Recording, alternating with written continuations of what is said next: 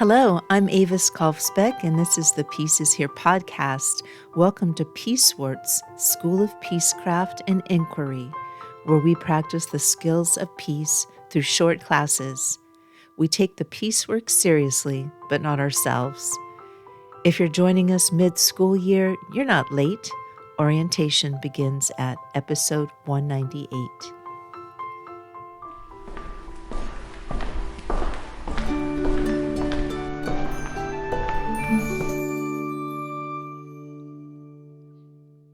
Welcome back to Peacewarts, Peace Scholars. We are in Resonant Charms 101 in the Echo Chamber. In our last lesson, we learned how to protect the minority signal from manufactured consensus. Today, we move into the structural work of repair. We are studying apology as engineering, the anatomy of verbatim apology that actually repairs a social fracture. The 20th century physician and peace advocate Albert Schweitzer once observed, "The first step in the evolution of ethics is a sense of solidarity with other human beings." The entry, the structural load. In the Department of Resonant Charms, an apology is not a soft, emotional gesture. It is a piece of high-stakes social engineering. When we harm someone, we create a fracture in the load-bearing trust of a relationship. A weak apology is like putting tape over a cracked bridge. It looks fixed, but it cannot hold weight. A peace scholar understands that a real apology is an engineering project. It requires us to identify the exact point of failure, clear the debris, and set a new foundation. The history, specificity, and the calendar. To see apology as engineering, we look at the South African Truth and Reconciliation Commission. Archbishop Desmond Tutu required apologies to contain 3 specific structural elements: naming the act, naming the harm, and naming responsibility. When former police officer Brian Mitchell apologized for the 1988 Trust Feed massacre, he didn't use euphemisms. He said, "I planned the attack. I gave the order. Families lost mothers and sons because of me." Survivors later noted that it was this specificity, the use of the victim's nouns rather than the speaker's alibis, that made reconciliation possible. We also see that repair is not a mood. It is a calendar event. In 1990, when the United States government began implementing the Civil Liberties Act to redress the forced internment of Japanese Americans, the formal written apology was not left as an abstract moral sentiment.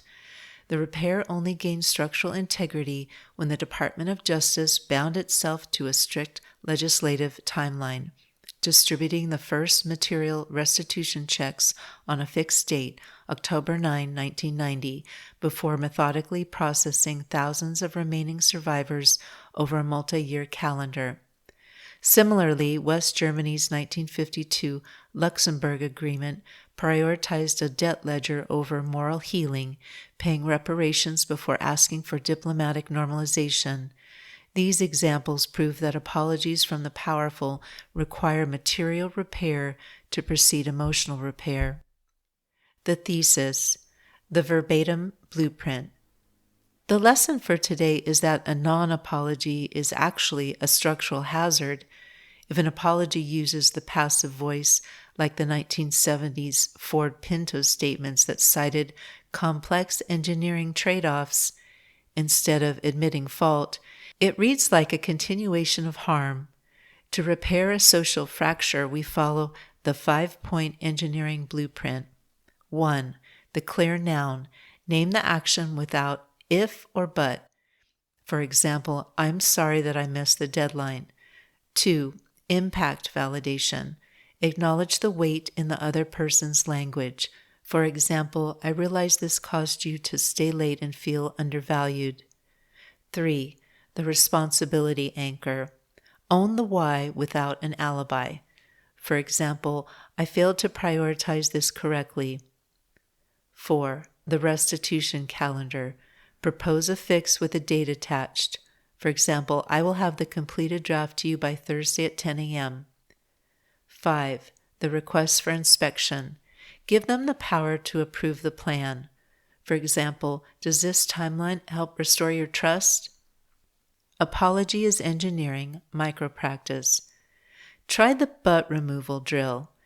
In your next apology, if you find yourself saying, "I'm sorry, but," stop. Replace the word but with a period. This prevents the apology from collapsing under the weight of an excuse. Furthermore, ensure your apology has a witness clause. Say it in front of a neutral third party or write it down. As seen in New Zealand's restorative justice circles, a social container prevents the apology from being revised or retracted later. The Commons Forge. How does this concept of apology as engineering support a world of sharing? It demonstrates that trust is the foundational currency of any shared network, and when that trust is fractured, the entire community suffers a systemic deficit. When we offer vague, defensive non-apologies, we leave structural rifts unaddressed, causing a breakdown in the cooperation required to manage mutual assets. By treating social repair as an engineering project requiring material accountability and a clear restitution calendar, a peace scholar rebuilds the underlying social contract, restoring the stability needed for a community to safely rely on one another. Homework. 1. Look up the 1988 Civil Liberties Act or the Luxembourg Agreement of 1952 and identify one material action that accompanied the spoken apology. 2. Write down one question about any of this episode's topics. If you don't have a question, just write "no question." 3. Optional. Journal about a cracked bridge in your own life. Write out a 3-sentence repair, one naming the act, one naming the harm, and one naming a repair with a specific date. If you'd like to read more on this subject, some book suggestions are On Apology by Aaron Lazare, which provides an exhaustive structural analysis of what makes an apology succeed or fail by breaking down the exact psychological engineering required for social repair. And Why Don't You Apologize? Healing Big Hurts and Everyday Betrayals by Harriet Lerner, a clear, insightful look at the anatomy of non-defensive, verbatim apologies that actually mend fractured relationships. These are also in the show notes with the homework. The Clear Signal. A clear signal is a solid signal. An apology is not about winning a conversation. It is about rebuilding a structure that can hold the future. If you can engineer the repair, you can restore the peace. Until our next lesson, keep your heart in the harmonic. Class dismissed. Thank you for listening. If you're looking for your next read, I write books about strong friends, wild places, and a future worth the effort. The Pedro the Water Dog Saves the Planet series follows two best friends, Tilly and Camus, strong, funny, and in love with the wild world, who decide their small choices add up to something. Hopeful eco-fiction for grown-ups, climate fiction without the doom. You can jump in anywhere or start with book 1. In one more year, Tilly can swim like a dolphin and run like the wind. She just never learned to cycle, which is a problem because she's decided to attempt her first Ironman. Her reason isn't glory. It's a quiet, stubborn idea. If one ordinary person can finish something this hard, maybe a whole town can be talked into buying less, wasting less, and keeping their stuff longer. One more year.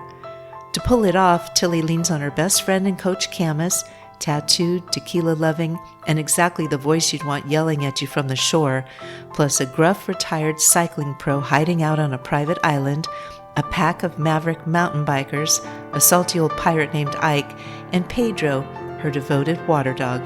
Together they train, scheme, fall a little in love, and slowly realize their northwest lake town of Sandglass is facing a threat bigger than any race.